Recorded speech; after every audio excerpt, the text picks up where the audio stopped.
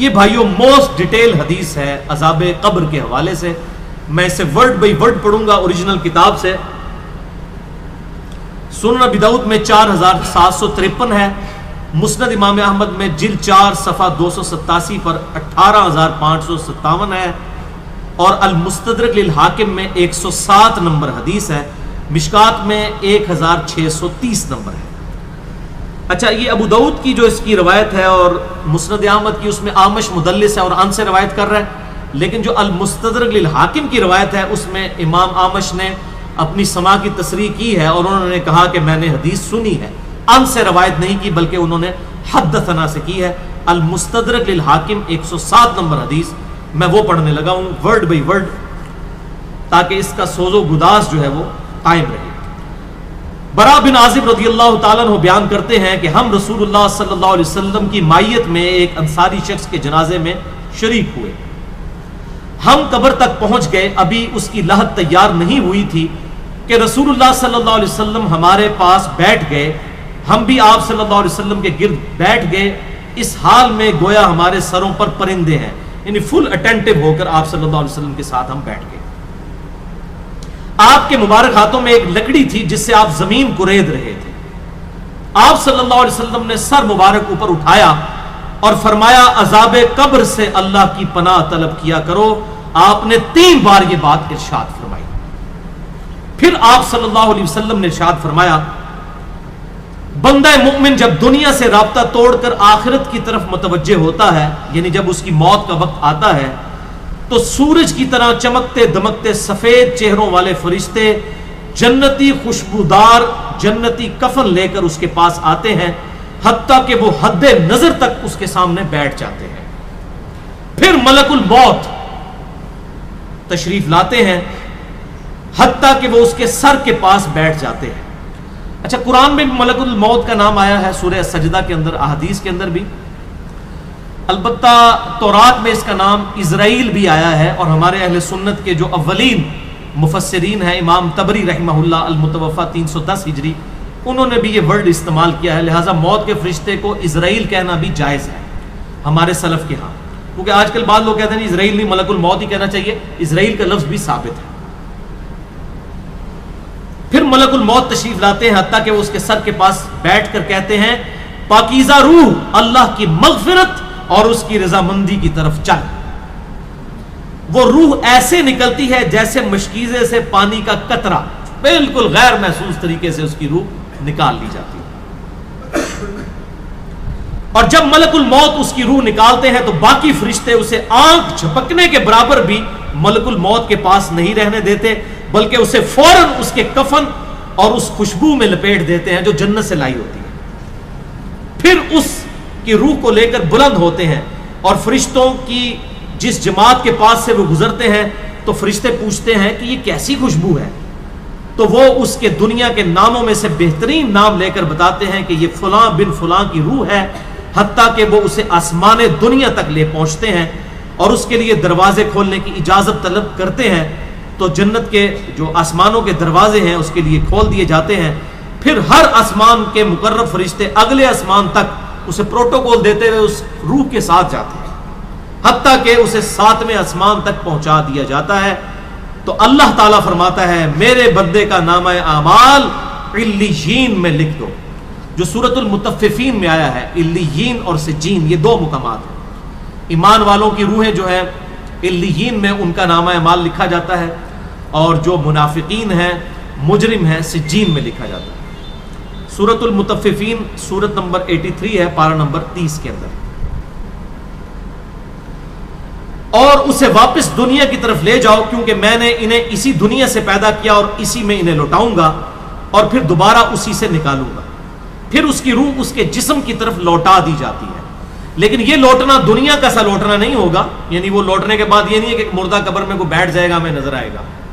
یہ سب کچھ برزخی معاملات ہوں گے جو میں نے پچھلی دفعہ ڈسکس کیے تھے سورہ فاطر کی آیت نمبر 42 کے تحت, کہ نیند کی حالت میں بھی انسان کی روح قبض ہوتی ہے, لیکن اس کو چٹکی کاٹے تو وہ جاگ اٹھتا ہے. روح کا تعلق بھی رہتا ہے اس حالت میں بالکل اس طریقے سے. یہ ایک ڈیفرنٹ لائف ہے, برزخی لائف. پھر 2 فرشتے اس کے پاس آتے ہیں, یعنی اس کی قبر میں, اسے بٹھا کر پوچھتے ہیں اب یہ وہ 4 سوال یہاں پر آ رہے ہیں اس ڈیٹیل حدیث میں. پہلا سوال کرتے ہیں تیرا رب کون ہے؟ من ربک کا؟ وہ کہتا ہے ربی اللہ، میرا رب اللہ ہے. دوسرا سوال پوچھتے ہیں تیرا دین کیا ہے؟ ما دینو کا، تیرا دین کیا ہے؟ تو وہ کہتا ہے میرا دین اسلام ہے. پھر پوچھتے ہیں کہ وہ آدمی جو تم میں مبعوث کیے گئے وہ کون ہے؟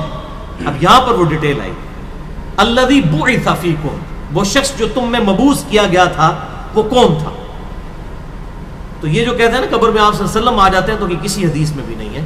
اس میں ڈیٹیل آ گئی کہ اس سے پوچھا جاتا ہے جو شخص تم میں پیغمبر بنا کر بھیجا گیا وہ کون تھا؟ تو وہ کہتا ہے ہوا محمد رسول اللہ، وہ اللہ کے رسول محمد صلی اللہ علیہ وسلم. مسئلہ حاضر و ناظر میرا ریکارڈ ہے، مسئلہ نمبر 7، جس میں میں نے یہ تمام شبہات کلیئر کی ہیں. یہ 3 سوالوں کے بعد اچھا جامعہ ترمذی میں ایک حدیث ہے 3120، اس میں الفاظ ہیں کہ وہ پوچھتے ہیں من نبیو کا، تیرا نبی کون ہے؟ اس میں تو ہے نا کہ اس شخص کے بارے میں تیرا کیا عقیدہ ہے، اس میں من نبیو کا الفاظ ہیں. جامعہ ترمذی 3120. اچھا اللہ کا شکر ہے کہ یہ نہیں پوچھتے تیرا فرقہ کون سا ہے، تو کس امام کی تقلید کرتا تھا، کیڑی مسیتی تو نماز پڑھتا سا ہے. دیکھ لو کوئی چیز نہیں. تیرا رب کون ہے، تیرا دین اور نبی صلی اللہ علیہ وسلم. تو دنیا میں بھی ہم یہی کہتے ہیں اللہ رسول قرآن، یہی بات ہے. تو قبر کے اندر جا کر بھی یہی سوال ہوگا.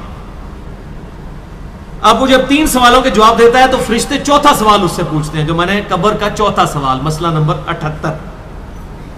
تمہیں کیسے پتا چلا، ان 3 سوالوں کے جواب تمہیں کیسے آئے؟ وہ کہتا ہے میں نے اللہ کی کتاب پڑھی تھی، میں اس کتاب پر ایمان لایا اور میں نے اس کے حق ہونے کی تصدیق کی. اللہ کی کتاب پڑھی ہوگی تو تصدیق کرے گا نا. اگر سنا کے سنی ہوگا تو کیا تصدیق کرے گا؟ ہاں پڑھا کے سنی ہوگا تو تصدیق کر دے گا. پھر آسمان سے آواز آتی ہے میرے بندے نے سچ کہا، اس کے لیے جنتی بچھونا بچھا دو، اسے جنتی لباس پہنا دو اور اس کے لیے جنت کی طرف دروازہ کھول دو. قبر کے اندر ہی جنت کی طرف دروازہ کھول دو. یعنی آپ سمجھ لیں جس طرح یہ اب ٹچ سکرین موبائل رکھ کے اور جناب لیپ ٹاپ رکھ کے سامنے لوگ بیٹھے ہوتے ہیں نا، تو ایک دوسری دنیا میں چلے جاتے ہیں. تو جنت کا فزیکلی دروازہ کھول دیا جائے گا، اس کو جنت کی ہوائیں بھی، خوشبو بھی آئے گی اور انتظار وہ کرے گا. وہاں اسے ہوا کے جھونکے اور خوشبو بھی آتی ہوگی اور حد نظر تک اس کی قبر کو کشادہ کر دیا جائے گا. خوبصورت چہرے، خوبصورت لباس اور بہترین خوشبو والا ایک شخص اس کے پاس قبر میں آئے گا اور کہے گا اس چیز سے خوش ہو جا جو چیز تجھے خوش کر دے، یہ وہ دن ہے جس کا تجھ سے وعدہ کیا جاتا تھا. وہ شخص پوچھے گا کہ اے شخص تو کون ہے، تیرا چہرہ بھلائی لانے والا چہرہ ہے. وہ جواب دے گا میں تیرا عمل صالح ہوں. یعنی نیک عمال ایک خوبصورت انسان کی شکل میں اس کی قبر میں آ جائے گا. تو پھر وہ شخص کہے گا اے اللہ، اے میرے رب، جلدی کر، فوراً قیامت قائم فرما دے حتیٰ کہ میں اپنے اہل و عیال کی طرف چلا جاؤں. یعنی مومن کہے گا اللہ جلدی جلدی قیامت آئے، مجھے تو اینڈ رزلٹ نظر آ رہا ہے، مجھ سے انتظار نہیں ہوتا، فوراً قیامت آ جائے. ابھی سائملٹینیس کنٹراسٹ آنے والا ہے اس کا. جب کافر اور مجرم شخص دنیا سے جاتا ہے تو آپ صلی اللہ علیہ وسلم نے فرمایا سیاہ چہروں والے فرشتے بالوں سے بنا ہوا ایک کمبل لے کر آسمان سے نازل ہوتے ہیں اور حد نظر فاصلے تک اس کے سامنے بیٹھ جاتے ہیں. پھر ملک الموت، موت کا فرشتہ آتا ہے حتیٰ کہ اس کے سر کے پاس بیٹھ جاتا ہے اور کہتا ہے خبیث روح اللہ کی ناراضگی کی طرف چل. وہ روح اس کے جسم میں پھیل جاتی ہے تو وہ ملک الموت اس طرح اسے کھینچتا ہے جیسے لوہے کی سلاخ کو گیلے اون میں سے کھینچا جاتا ہے چھس کر کے. گرم سلاخ جو ہے وہ اونی کپڑے کے اندر، گیلے کے اندر ڈال کے یوں کھینچی جائے نا تو اس طرح اس کے پورے جسم سے اس کی روح نکالی جاتی ہے. بولے اعوذ باللہ تعالی. پھر ملک الموت سے باقی فرشتے اس کی روح کو لے کر پلک جھپکنے کے برابر بھی وہاں نہیں رہنے دیتے حتیٰ کہ وہ اسے بالوں سے بنے ہوئے کمبل میں لپیٹ لیتے ہیں اور اس سے زمین کے مردار سے نکلنے والی انتہائی بری بدبو نکلتی ہے. وہ اسے لے کر اوپر چڑھتے ہیں تو وہ فرشتوں کی جس جماعت کے پاس سے گزرتے ہیں تو فرشتوں کی جماعتیں کہتی ہیں کیسی خبیث روح ہے. وہ کہتے ہیں یہ فلاں بن فلاں کی روح ہے اور وہ اس کی دنیا کا انتہائی کبھی نام لے کر بتاتے ہیں حتیٰ کہ اسے آسمانی دنیا تک لے جایا جاتا ہے. اس کے لیے دروازے کھولنے کے لیے درخواست کی جاتی ہے تو آسمان کے دروازے اس کے لیے نہیں کھولے جاتے. پھر رسول اللہ صلی اللہ علیہ وسلم نے سورۃ الاعراف کی آیت پڑھی کہ ان کے لیے آسمانوں کے دروازے نہیں کھولے جائیں گے, وہ جنت میں داخل بھی نہیں ہوں گے حتیٰ کہ اونٹ سوئی کے سوراخ سے گزر جائے. یہ سورۃ الاعراف کی آیت آپ صلی اللہ علیہ وسلم نے پڑھی. پھر آپ صلی اللہ علیہ وسلم نے فرمایا کہ اللہ تعالیٰ فرماتا ہے اس کی کتاب کو سب سے نچلی زمین میں سجین میں لکھ دو, پھر اس کی روح کو شدت کے ساتھ پٹ کھا جاتا ہے. پھر آپ صلی اللہ علیہ وسلم نے یہ آیت تلاوت فرمائی سورہ الحج کی, جو شخص اللہ کے ساتھ شرک کرتا ہے گویا وہ آسمان سے گر پڑا تو اب پرندے اسے اچک کر لے جائیں یا کسی دور جگہ پر پھینک دیں. پھر اس کی روح اس کے جسم میں لوٹا دی جاتی ہے اور 2 فرشتے اس کے پاس آ کر اس سے پوچھتے ہیں تیرا رب کون ہے. اب اس سے بھی سوال ہوتا ہے. وہ حیرت زدہ ہو کر کہتا ہے ہائے افسوس, ہائے افسوس, میں نہیں جانتا, میں نہیں جانتا. پھر پوچھتے ہیں تیرا دین کیا ہے. وہ پھر حیرت زدہ ہو کر کہتا ہے ہائے افسوس, ہائے افسوس, میں نہیں جانتا, میں نہیں جانتا. پھر اس سے پوچھتے ہیں کہ جو شخص تم میں مبعوث کیے گئے وہ کون تھے. تو وہ کہتا ہے ہائے افسوس, میں نہیں جانتا, میں نہیں جانتا. پھر آسمان سے آواز آتی ہے اس نے جھوٹ بولا, اس کے لیے جہنم کا بچھونا بچھا دو. اور بخاری میں الفاظ ہیں 1374. اس کے جواب میں فرشتے پھر اس سے چوتھا سوال کیا کرتے ہیں, لا دریتا ولا تلیتا, اور تو نے خود پڑھ کر سمجھنے کی کوشش کیوں نہیں کی, یا جو لوگ سمجھے ہوئے لوگ تھے, کتاب و سنت کے منہج پر چلنے والے لوگ تھے, ان کے ساتھ تو کیوں نہیں چلا. اللہ تعالیٰ فرماتا ہے اس کے لیے جہنمی بچھونا بچھا دو, جہنم کی طرف ایک دروازہ کھول دو, وہاں سے گرمی اور گرم ہوا اس کی قبر میں آتی رہے گی.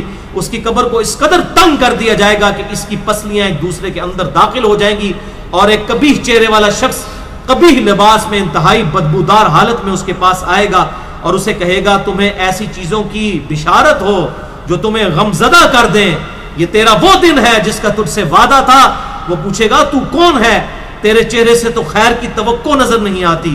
وہ جواب دے گا میں تیرا خبیث عمل ہوں جو تو دنیا میں کیا کرتا تھا. بات عمل کے ساتھ ہی ہے, صرف کلمہ پڑھنا کافی نہیں ہے, عمل. پھر وہ کہتا ہے میرے رب قیامت قائم نہ کرنا, اے میرے رب قیامت قائم نہ کرنا. مومن کیا کہتا ہے, قیامت قائم کر رہے اللہ. اب یہ وہ حدیث ہے وہ جس اس آیت کو حل کرتی ہے جو پچھلی دفعہ ایک بھائی نے سوال بھی کیا تھا. سورہ یاسین کی آیت نمبر ہے 52. قالوا یا ویلنا من بعثنا من مرقدنا, یعنی جب قبروں سے نکالا جائے گا مجرموں کو, وہ کہیں گے ہائے افسوس, ہمیں کس نے ہماری قبروں سے باہر نکال دیا. تو اللہ تعالیٰ کیا فرمائے گا, ھذا ما وعد الرحمن وصدق المرسلون, یہی ہے وہ جس کا وعدہ رحمان نے کیا تھا اور رسولوں نے سچا کہا تھا. تو کہتے ہیں جی منکرین عذاب قبر کہتے ہیں جی وہ انسان کیوں کہتے ہیں ہماری قبروں سے کس نے اٹھا لیا, تو اس پہ عذاب تو نہیں ہوتا. عذاب تو ہو رہا ہے. آپ دیکھیں اس وہ حدیث میں کیا کہہ رہا ہے, اللہ قیامت قائم نہ کرنا, یعنی یہ عذاب تو آیا, قیامت آئی تو پھر بڑا عذاب بھی مجھ پر آئے گا. تو اسی لیے وہ اس حیرت زدہ ہوگا قیامت والے دن کہ اب میرے اوپر اگلی مصیبت آ گئی, عذاب کی چوتھی اور فائنل قسط بھی میرے پر آنے والی ہے. والعیاذ باللہ تعالی, اللہم اجرنا من النار. 11ویں حدیث سنن نسائی میں 1834, مشکات میں 1629. ابو ہریرہ رضی اللہ تعالیٰ عنہ کہتے ہیں آپ صلی اللہ علیہ وسلم نے فرمایا جب مؤمن شخص کی موت کا وقت آتا ہے تو رحمت کے فرشتے سفید ریشم لے کر آتے ہیں اور کہتے ہیں راضی ہونے والی پسندیدہ روح نکل, اللہ کی راحت اور رزق کی طرف چل, رب تجھ پر ناراض نہیں. تو وہ بہترین کستوری کی خوشبو کی طرح نکلتی ہے حتیٰ کہ وہ ایک دوسرے سے اسے لے کر اس طرح کرتے کرتے آسمان کے دروازوں تک پہنچ جاتے ہیں. تو وہ کہتے ہیں زمین سے یہ کیسی پاکیزہ خوشبو تمہارے پاس آئی ہے. وہ اسے مومنوں کی روح کے پاس لے جاتے ہیں, یعنی نیک آدمی کی روح کو, جو پہلے مومن مر چکے ہیں ان کی روحوں کے پاس. تو انہیں اس کے آنے پر اس سے بھی زیادہ خوشی ہوتی ہے, یعنی مومن انتظار کر رہے ہوتے ہیں, ویلکم کرتے ہیں. جیسا کہ تم میں سے کسی کو اپنے بچھڑے ہوئے شخص کے ملنے پر خوشی ہوتی ہے. تو وہ آلریڈی جو مردہ روحیں وہاں پر پہنچی ہوتی ہیں, جو مر چکے شخص جو ہوتے ہیں ان کی روحیں, وہ نئی آنے والی روح سے پوچھتے ہیں فلاں کا کیا حال ہے, فلاں کا کیا حال ہے. پھر وہ کہتے ہیں اسے چھوڑ دو کیونکہ یہ ابھی ابھی دنیا کے غم میں مبتلا ہو کر یہاں پر آیا ہے. تو مرنے والا شخص کہتا ہے کہ تم جس شخص کے بارے میں مجھ سے پوچھ رہے ہو وہ تو فوت ہو چکا ہے, کیا تمہارے پاس نہیں آیا؟ وہ کہتے ہیں اسے تو اس کے ٹھکانے ہاویہ یعنی جہنم میں پہنچا دیا گیا ہے, اور جب کافر شخص کی موت کا وقت آتا ہے تو عذاب کے فرشتے بالوں کا لباس لے کر اس کے پاس آتے ہیں اور اسے کہتے ہیں ناراض ہونے والی ناپسندیدہ روح نکل، اللہ کے عذاب کی طرف چل۔ وہ مردار کی انتہائی بدبو کی صورت میں نکلتی ہے، حتیٰ کہ وہ اسے زمین کے دروازے کے پاس لے آتے ہیں تو وہ کہتے ہیں یہ کتنی بدبودار ہے، حتیٰ کہ اسے کافروں کی روح کے پاس ملا دیا جاتا ہے۔ اب دیکھیں کہ وہ مومن پوچھ رہے ہوتے ہیں، اب میں اس کو ٹرانسلیٹ کر رہا ہوں، برا نہیں منانا۔ وہ مومن کہتے ہیں کہ فلاں شخص کا کیا حال ہے، فلاں بزرگ، فلاں مولوی صاحب، فلاں حضرت صاحب کدھر ہے؟ وہ کہتے ہیں وہ تو جناب کروں گا مار بیٹھے تو آڈے کو نہیں پہنچے، اور پھر فرشتے سے جناب اتنے نہیں آئے جو دوزخ کی یہ دیکھ لیں۔ یعنی وہ اسی لیے پوچھ رہے ہوتے ہیں کہ تو چل ہم تک پہنچ گیا، فلاں بھی ایک دنیا میں بڑا کوئی مشہور نیک آدمی تھا، وہ کدھر گیا؟ تبھی تو وہ ایکسپیکٹ کر رہے ہوتے ہیں نا اس کو کہ اس کو بھی یہاں پہ آنا چاہیے۔ تو ان کو بتایا جاتا ہے کہ بھئی وہ یہاں پر نہیں، وہ کہیں اور پر ہے۔ 12ویں حدیث جامعہ ترمذی میں 1071 نمبر اور مشکات میں 130 نمبر ہے۔ سیدنا ابو ہریرہ کہتے ہیں نبی صلی اللہ علیہ وسلم نے فرمایا جب میت کو دفن کیا جاتا ہے تو 2 سیاہ فام نیلی آنکھوں والے فرشتے اس کے پاس آتے ہیں، ان میں سے ایک کو منکر اور دوسرے کو نکیر کہا جاتا ہے۔ سیاہ فام نیلی آنکھوں والے خطرناک شکل کے فرشتے منکر اور نکیر۔ پس وہ کہتے ہیں تم اس شخص کے بارے میں کیا کہا کرتے تھے، یعنی نبی صلی اللہ علیہ وسلم کے بارے میں سوال ہوتا ہے تو وہ کہتا ہے وہ اللہ کے بندے اور اس کے رسول ہیں، میں گواہی دیتا ہوں کہ اللہ کے سوا کوئی معبود نہیں اور محمد صلی اللہ علیہ وسلم اس کے بندے اور رسول ہیں۔ وہ دونوں فرشتے کہتے ہیں ہمیں پتا تھا تم یہی جواب دو گے۔ پھر اس کی قبر کو لمبائی اور چوڑائی میں 70 ہاتھ کشادہ کر دیا جاتا ہے۔ یہ 70 کہتے ہیں کثرت، حد نظر تک کشادہ کر دیا جاتا ہے۔ پھر اس کے لیے اس میں روشنی کر دی جاتی ہے، پھر اسے کہا جاتا ہے سو جا۔ وہ کہتا ہے میں اپنے گھر والوں کے پاس واپس جانا چاہتا ہوں تاکہ انہیں بتاؤں کہ میں کامیاب ہو گیا ہوں، لیکن وہ کہتے ہیں کہ تو دلہن کی طرح سو جا جسے اس کے گھر کا عزیز ترین فرد ہی آ کر بیدار کرتا ہے، حتیٰ کہ اللہ تعالیٰ اسے اس کی خوابگاہ سے قیامت والے دن بیدار کرے گا۔ یعنی اسے لٹا دیا جائے گا، پھر اس پہ وہ کیفیت وہ جنت والی طاری رہے گی، پھر الٹیمیٹلی اللہ تعالیٰ اسے دوبارہ سے زندہ کرے گا۔ اور اگر وہ منافق ہوا تو وہ کہے گا میں نے لوگوں کو ایک بات کہتے ہوئے سنا تو میں بھی ویسے ہی کہا کرتا تھا، یعنی مجھے نہیں پتا، اللہ کی وہ گواہی نہیں دے سکے گا، رسول اللہ صلی اللہ علیہ وسلم کا اقرار نہیں کر سکے گا۔